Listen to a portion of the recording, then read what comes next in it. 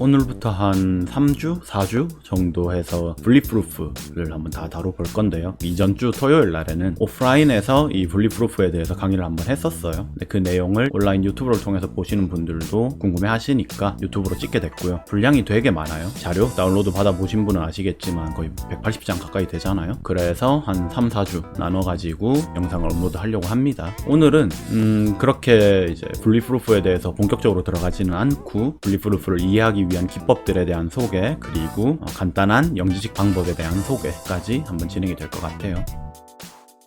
참조한 거는 아담 깁슨의 웹에 업로드한 이 페이퍼를 기반으로 해서 본 PPT를 작성을 했고, 이 페이퍼에서 기반을 두고 있는 게 다음에 3가지 페이퍼입니다. 이게 순서대로인데 제일 처음에 이 그로스라는 분이 내적 증명에 대해서 발표를 했어요. 그리고 이 부틀이라는 분이 내적 증명을 더 간단한 형태로 만들었습니다. 그리고 이 분즈라는 분이 간결해진 내적 증명을 더욱더 간결하게 만들어서 이름을 블리프루프라고 붙였고요. 즉 블리프루프로 가려면 내적 증명, 간결한 내적 증명, 더 간결한 내적 증명, 이런 시간 순대로 가면 이해가 되니까 그대로 한번 쭉 따라가 볼 겁니다. 발표를 듣기에 앞서 가지고 계속 나오는 노테이션들이 있어요. 스칼라 같은 경우에는 소문자로 표현을 할 거고요. 타원 곡선이라고 하는 그런 필드가 있어요. 영역이 있어요. 타원 곡선 상의 점은 대문자로 표현을 할 겁니다. 이 타원 곡선 관련해서는 더보기 여기에다가 글을 하나 남겨둘 테니 미디엄 글을 참조를 해서 사전 지식을 먼저 익히시기를 추천을 드립니다. 이런 타원 곡선은 스칼라 배가 가능한데 당연히 스칼라 곱하기 타원 곡선이니까 소문자 대문자 이런 조합이 될 거고요. 그 다음에 벡터 같은 경우에는 굵은 글씨로 표현을 할 거고, 행렬은 레이텍에서 MathBB 형태 이렇게 생긴 꼴로 행렬을 표현을 할 겁니다. 또한 내적 같은 경우에는 두 벡터의 내적이니까 볼드체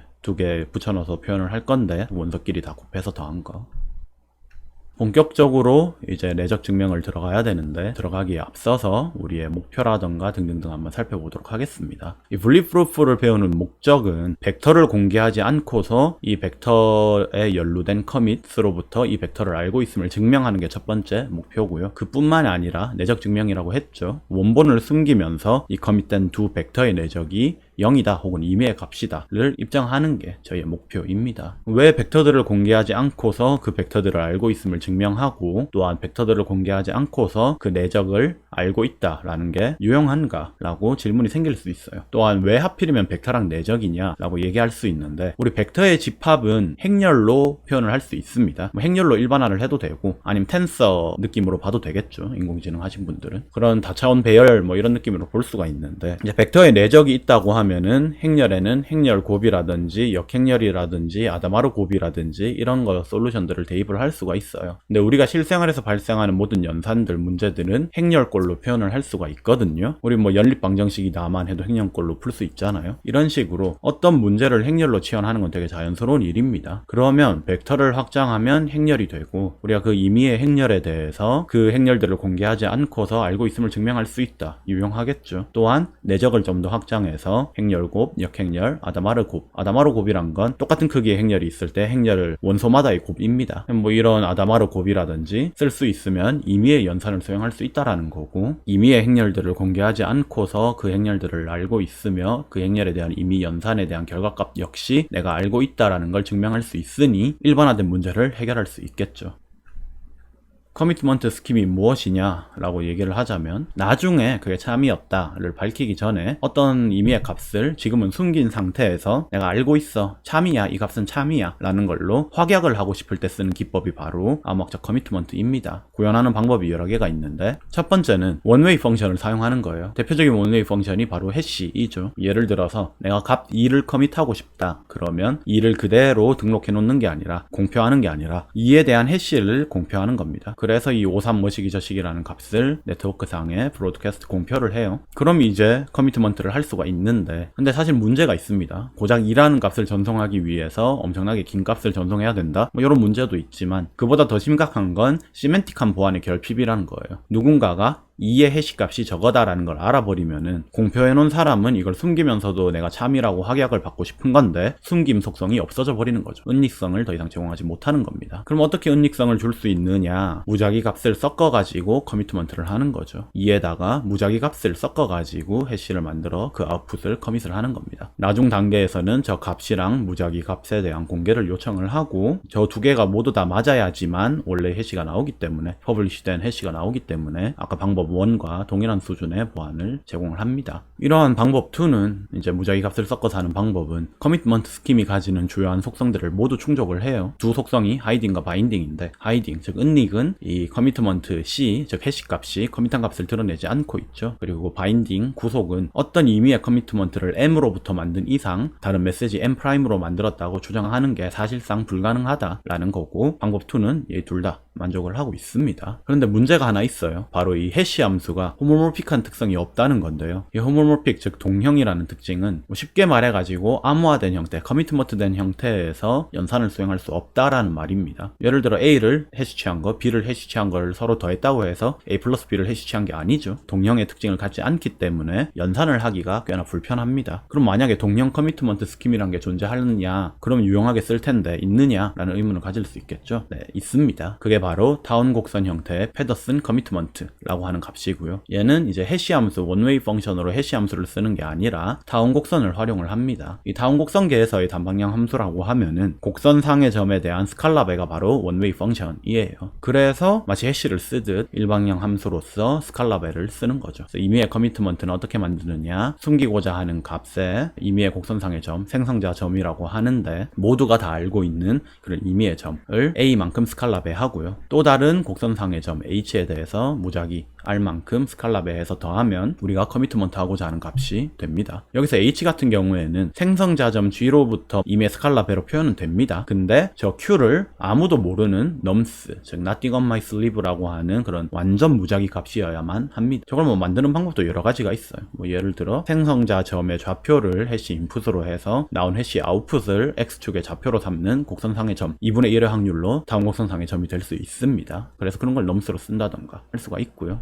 이러한 페더슨 커미트먼트는 동형 호모모픽의 특징을 가집니다. 예를 들어 시크릿 넘버 A와 A1과 랜덤 넘버 R1, 시크릿 넘버 A2와 랜덤 넘버 R2로 만든 이런 커미트먼트가 두 개 있다고 했을 때 이 커미트먼트의 합은 바로 R1, R2를 더하고 A1, A2를 더한 것과 더한 것에 대한 커미트먼트와 같습니다. 그냥 쭉 전개해서 묶어주면 돼요. 동형의 특징을 가진다. 그럼 각종 연산에서 많이 활용할 수 있다가 되는 거죠. 또한 이런 페더슨 커미트먼트는 벡터 페더슨 커미트먼트라고 해서 더 강력한 형태로 확장이 가능합니다. 바로 임의의 시크릿 넘버 A에 대해서가 아니라 임의의 벡터 V에 대해서 생성자 점 집합에 대해서 벡터의 내적골로 커미트먼트를 할 수가 있는 거죠. 그럼 단 하나의 스칼라 값이 아니라 여기선 n개의 스칼라 값에 대한 커미트먼트를 한 번에 만들 수 있다는 거고요. 벡터는 굉장히 많은 숫자의 임의의 큰 숫자의 원소들로 구성될 수 있지만 오직 단 하나의 점 C에 커밋되기 때문에 간결함에서 주된 효과를 발휘를 합니다. 조금만 더 확장하자면 각 벡터를 위한 n개의 넘스 기반 곡선상의 점, 생성자점 집합만 만들어 가지고 임의의 벡터 V와 임의의 벡터 W에 대해서 한 번에 한 커미트먼트에 다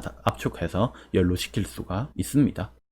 다음으로는 영지식에 대해서 한번 얘기를 해보려고 해요. 우리 주로 GKP 해가지고 영지식 증명으로 많이 알고 있는데 사실 영지식 증명과 영지식 논의는 다른 용어입니다. 우리가 앞으로 살펴볼 건 지식 논의인데 이 지식 논의라는 건 증명이 오직 계산적임을 내포를 하고 있어요. 그래서 지식 증명은 확률적이고 통계적으로 입증을 하는 거라면 지식 논의는 계산적으로 오직 증명이 이루어진다라는 차이점이 있고요. 그렇기 때문에 엄청나게 막대한 컴퓨터 파워를 가진 경우에는 저 증명을 무력화하거나 어택을 할 수 있습니다. 있는데 컴퓨터 파워가 엄청나게 압도적으로 필요하다. 그래서 그냥 사실상 불가능한 걸로 친다. 이렇게 이해를 할 수가 있고요. 각자 n 차원을 가지는 m개의 벡터가 있다고 했을 때 x1에서 xm까지 표현을 했을 때 이 각자의 커미트먼트 집합을 생성을 하면 이제 지식 논의가 시작이 됩니다. 커미트먼트 집합은 어떻게 각자 만드느냐? 이 벡터를 생성자점 g에 대해서 무작위값 r1을 가지고 c1에 커미트먼트 할 수 있겠죠. c2에 cm에 이렇게 쭉쭉쭉 각자 커미트먼트를 할 수가 있습니다. 이런 각자의 커미트먼트들은 완벽한 은닉을 제공하니까 이들로부터 벡터를 알아낼 수가 없겠죠. 그러면 영지식 논의를 좀 해볼 수 있게 됩니다. 이 커미트먼트들을 공유한 다음에 퍼블리시한 다음에 이들 모두를 내가 알고 있기 때문에 개방할 수 있다라는 영지식 관련 논의를 수행을 합니다. 이 영지식 논의의 상호 절차는 다음에 3단계로 이루어지는데 검증이 시작되면 증명자가 검증자에게 C0라는 값을 보냅니다. 이 C0는 커미트먼트인데 무작위 벡터를 하나 랜덤으로 다시 만들어요. 그 무작위 벡터에 대해서 커미트먼트를 해서 커미트먼트 값을 증명자한테 주는 거고요. 증명자는 그걸 받은 다음에 챌린지라고 해서 스칼라 값, 임의의 스칼라 값 1을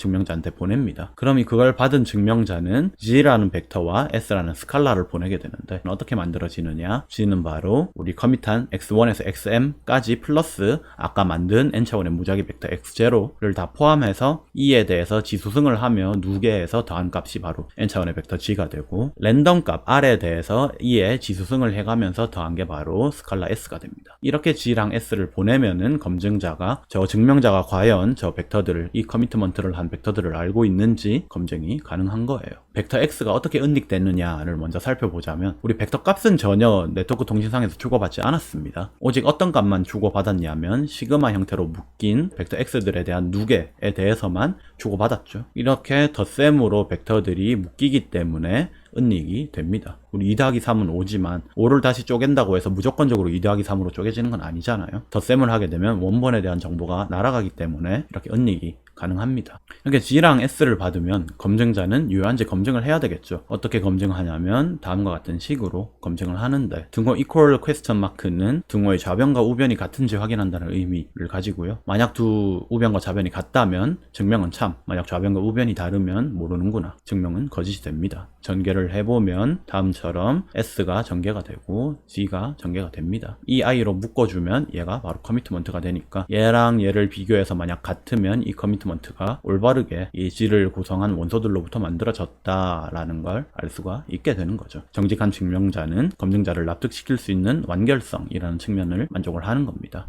사실은 다른 측면들도 있어요. 이 영지식 프로토콜들이 만족해야 되는 3가지 측면이 있는데, 그 중에 사운드니스와 제로 놀리지니스는 증명이 조금 복잡하기 때문에 우선은 생략하도록 하겠습니다. 방금 살펴봤던 이런 상호 절차는 시그마 프로토콜이라는 형태를 띠게 되는데요. 이 시그마 프로토콜은 증명자랑 검증자가 주고받는 이 생긴 꼴이 시그마처럼 생겼다고 해서 붙여진 이름입니다. 그래서 아까 보면은 증명자가 검증자에게 무작위 벡터로 만든 커미트먼트를 하나 보내주는 커미트먼트 단계, 검증자가 증명자에게 임의의 스칼라로 챌린지 거는 챌린지 단계, 증명자가 그 챌린지에 대해서 벡터 G와 스칼라 S를 보내주는 리스폰스 혹은 프루프 단계, 이렇게 진행이 되게 되고요. 아까도 말씀드렸지만 이런 벡터 집합의 지식 증명은 시그마 프로토콜의 한 예입니다.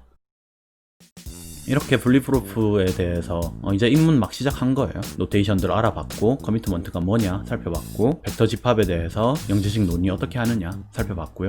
이제 이 내용들을 바탕 베이스로 해가지고 내적 증명을 어떻게 할 수 있느냐 다음 시간에 살펴보려고 합니다. 혹시 궁금하시거나 질문 있으시면 GitHub 이슈나 유튜브 댓글로 남겨주시면 빠르게 답변 드리도록 할게요. 유바.